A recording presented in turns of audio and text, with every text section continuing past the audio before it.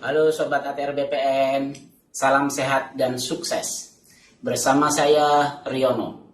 Senang sekali saya rasanya saat ini kita dapat berjumpa dalam rangkaian seri podcast tentang siap menghadapi penilaian kompetensi. Kali ini kita akan berbincang-bincang mengenai salah satu kompetensi dari 8 kompetensi manajerial, yaitu kompetensi kerjasama. Bersama kita telah hadir para narasumber yaitu Mbak Esti. Halo Mbak Esti, apa kabar? Yang kedua Bapak Lihardo Saragi. Halo Pak Lihardo, apa kabar? Baik, kabar sehat Pak. Oke.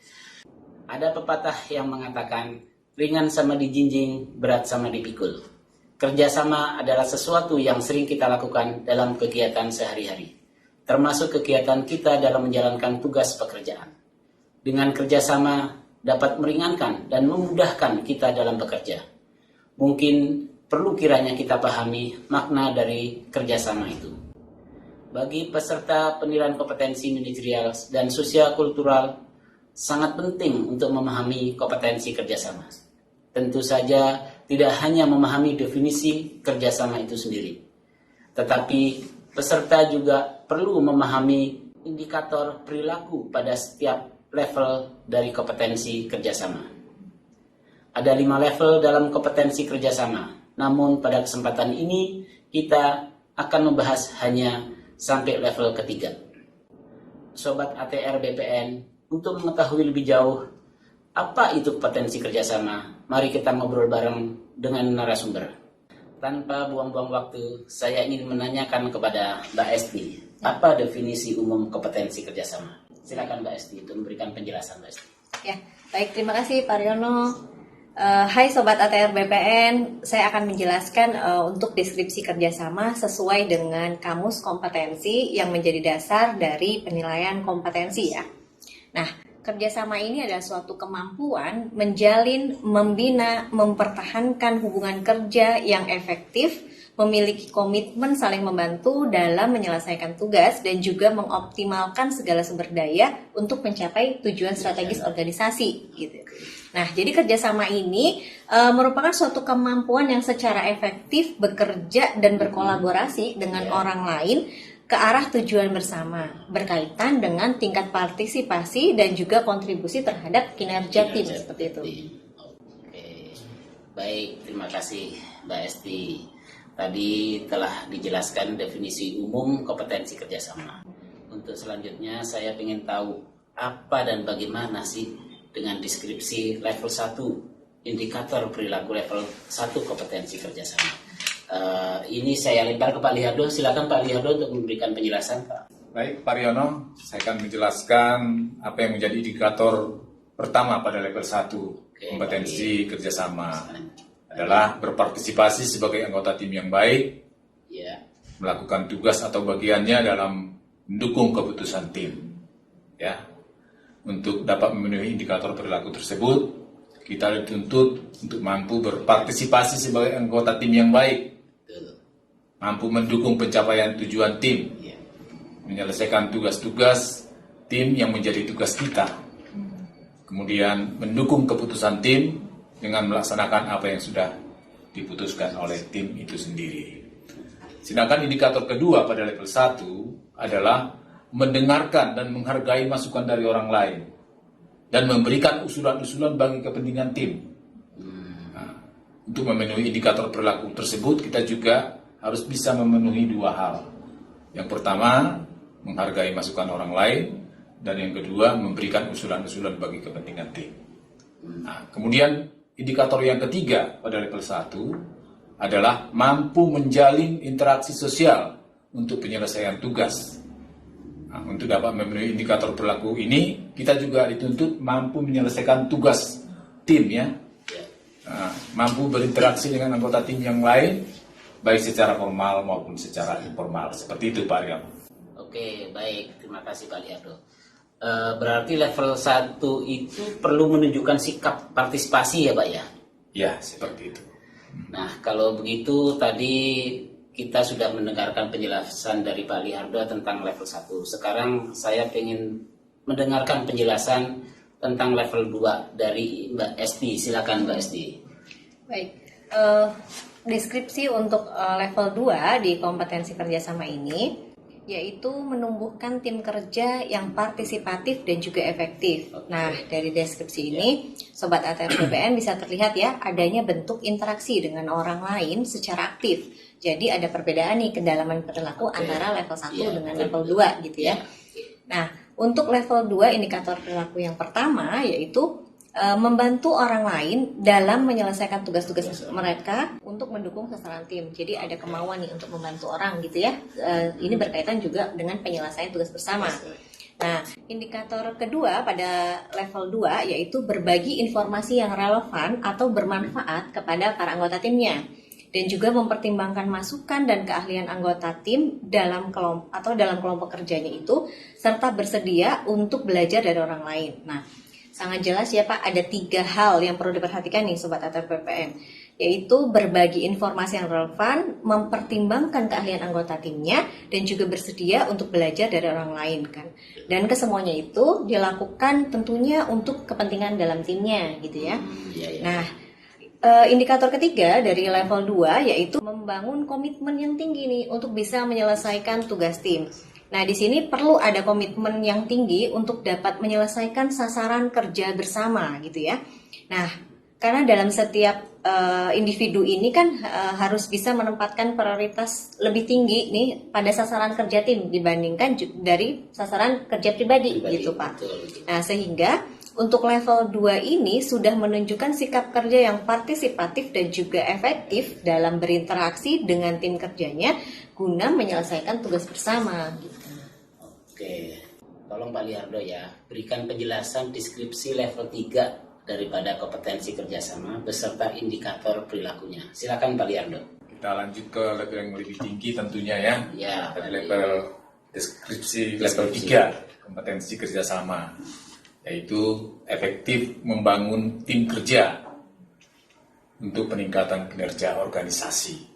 Nah, kalau tadi pada level 1 kita dituntut berpartisipasi dalam kelompok kerja, level 2 kita dituntut lebih ya, mampu menumbuhkan tim kerjasama dalam secara partisipatif dan efektif.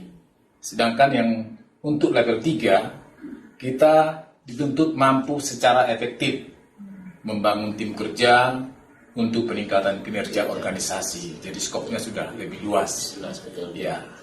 Adapun yang menjadi indikator pertama pada level 3 adalah melihat kekuatan dan kelemahan anggota tim. Membentuk anggota tim yang tepat, mengantisipasi kemungkinan hambatan untuk mencari solusi yang optimal. Tentu untuk memenuhi indikator perilaku tersebut, kita dituntut harus bisa memenuhi 3 hal. Ya. Yang pertama, melihat kekuatan dan kelemahan anggota tim. Yang kedua, membentuk anggota tim yang tepat.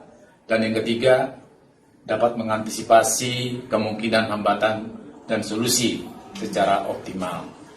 Sedangkan indikator yang kedua pada level 3 adalah mengupayakan dan mengutamakan pengambilan keputusan berdasarkan usulan-usulan anggota tim atau bagi kepentingan anggota tim atau kelompok, dan mampu bernegosiasi secara efektif untuk menyelesaikan pekerjaan yang menjadi target kelompok dan atau unit kerja ya. Nah, untuk memenuhi indikator perilaku ini juga kita harus dituntut 2 hal ini. Yang pertama tadi mengupayakan dan mengutamakan pengambilan keputusan ya berdasarkan usulan-usulan anggota tim. Kemudian yang kedua, mampu bernegosiasi secara efektif untuk upaya menyelesaikan pekerjaan yang menjadi target unit kerja atau kelompok kerja, seperti itu. Sedangkan yang indikator terakhir, indikator ketiga pada level 3 tersebut adalah membangun aliansi dengan pemangku kepentingan dalam rangka mendukung penyelesaian target organisasi atau kelompok kerja. Nah, tentu dalam memenuhi indikator ini juga kita dituntut menunjukkan adanya suatu aliansi tentunya ya. Aliansi yang dibangun dengan para pemangku kepentingan dan hasil yang diperoleh dalam rangka mendukung target kerja kelompok. Seperti itu Pak Riano. Oke, terima kasih Pak Liardo. Jadi untuk level 3 ini cakupannya sudah lebih luas Pak Lia. Seperti itu. Kalau saya perhatikan malah mungkin bisa dikatakan orang yang sudah memenuhi level 3 itu bisa dibilang dia mungkin pemimpin atau leader dalam unit kerjanya itu ya. Iya. Gitu. Nah, untuk selanjutnya Pak Lihardo biar teman-teman sobat ATR BPN ini lebih jelas mengenai kompetensi kerjasama ini, tolong Pak Lihardo berikan contoh aja secara umum. Kompetensi kerjasama ini seperti apa sih itu? Contohnya di perilaku sehari-hari Pak Lihardo. Oke. Silakan Pak Lihardo. Pak Riono, secara umum ya, misalnya kita sebagai anggota kelompok nih, Betul. kita dituntut bagaimana kita mengupayakan agar anggota yang lain mendapat informasi yang relevan dan bermanfaat, serta kita juga mampu mendorong partisipasi aktif ya dalam kelompok kerja. Seperti itu Pak Riono. Iya. Oke Pak Lihardo, terima kasih. Jadi intinya kalau tadi saya boleh simpulkan terkait contohnya itu bahwa seseorang itu mampu memberikan motivasi kepada orang lain ya. Iya. Gitu. Kontribusi gitu ya. Kontribusi atau motivasi kepada orang lain untuk lebih maju lagi. Iya. Untuk itu mungkin Mbak Esti mau menambahkan, silakan Mbak Esti. Ya. Untuk contoh secara umum, Sobat ATR BPN, mungkin untuk kompetensi kerjasama ini misalnya mampu menyelesaikan tugas dalam sebuah tim kerja secara tepat waktu dan juga bertanggung jawab, serta juga berkontribusi nih terhadap pencapaian sasaran timnya gitu. Jadi memang ada kontribusi dari orang itu untuk bisa menyelesaikan tugas bersama gitu. Oh gitu. Jadi bahwa dia itu berkontribusi untuk memajukan unit kerjanya gitu ya, atau tim yang dia pimpin gitu di level 3 itu ya khususnya. Oke, terima kasih Pak Lihardo dan Mbak Esti. Baik, demikian tadi penjelasan atau deskripsi kompetensi kerjasama yang merupakan salah satu kompetensi dari manajerial kultural yang dijelaskan oleh para narasumber kita. Sebelum kita tutup, barangkali ada closing statement dari para narasumber agar sesi atau peserta penilaian kompetensi bisa sukses dalam mengikuti penilaian kompetensi manajerial. Silakan Mbak Esti memberikan closing statementnya. Silakan Mbak Esti. Oke, baik Sobat ATR BPN, dalam melaksanakan tugas fungsi sehari-hari, seorang pegawai kan sering ditugaskan nih untuk menyelesaikan suatu pekerjaan dalam sebuah kelompok kerja atau tim kerja betul, gitu ya Pak ya. Nah, sebagai anggota tim, kita harus bisa melaksanakan tugas atau peranan kita ini dengan sangat baik gitu ya. Serta turut mendukung keputusan yang telah diambil atau disepakati oleh seluruh Dalam anggota tim tim. itu ya. Nah, masing-masing anggota tim ini kan pasti memiliki kekuatan dan juga kelemahannya ya, Betul. sendiri-sendiri ya. Karena setiap orang itu pasti punya sesuatu nih yang berbeda dengan lainnya gitu ya. Nah, hal ini perlu untuk bisa dipahami agar dapat membentuk kekuatan tim sendiri dengan tepat gitu ya, dengan mengantisipasi kemungkinan-kemungkinan yang hambatan yang akan muncul gitu, yang akan dihadapi dalam melaksanakan tugasnya itu, kemudian bisa mendapatkan solusi yang optimal bagi keberhasilan dan tercapainya dari tujuan organisasi itu sendiri gitu Pak. Oke. Mungkin Pak Lihardo mau menambahkan, silakan Pak Lihardo. Ya, baik Pak Riono.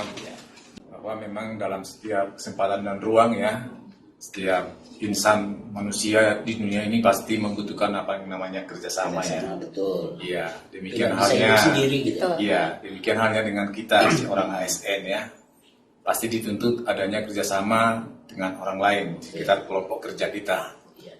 Nah, dan pada topik kita kali ini jelas ya bahwa seorang ASN itu harus memiliki yang namanya kompetensi kerjasama. Nah, untuk dapat memenuhi kompetensi tersebut, kita dituntut harus mampu mempunyai rasa solidaritas, menjalin, membina, mempertahankan hubungan kerja yang efektif, memiliki komitmen yang saling membantu dalam penyelesaian tugas tentunya, dan mengoptimalkan segala sumber daya untuk mencapai tujuan organisasi. Baik, Sobat ATR BPN, mari kita belajar menilai diri kita sendiri untuk level kompetensi kerjasama ini adalah penting ya, agar pada saat mengikuti penilaian kompetensi dapat menunjukkan eviden atau bukti yang tertinggi dari kompetensi tersebut yang benar-benar kita miliki. Nah, ayo kita berkinerja. Siap. Dan memiliki kompetensi tentunya. Oke, siap. Seperti itu. Terima kasih Pak Liardo dan Ibu Esti yang telah memberikan penjelasannya. Jangan lupa untuk like, comment, and subscribe ya Sobat ATR BPN. PPSDM, Road to Korpu, PPSDM, mencetak ASN muda unggul. Wassalamualaikum warahmatullahi wabarakatuh.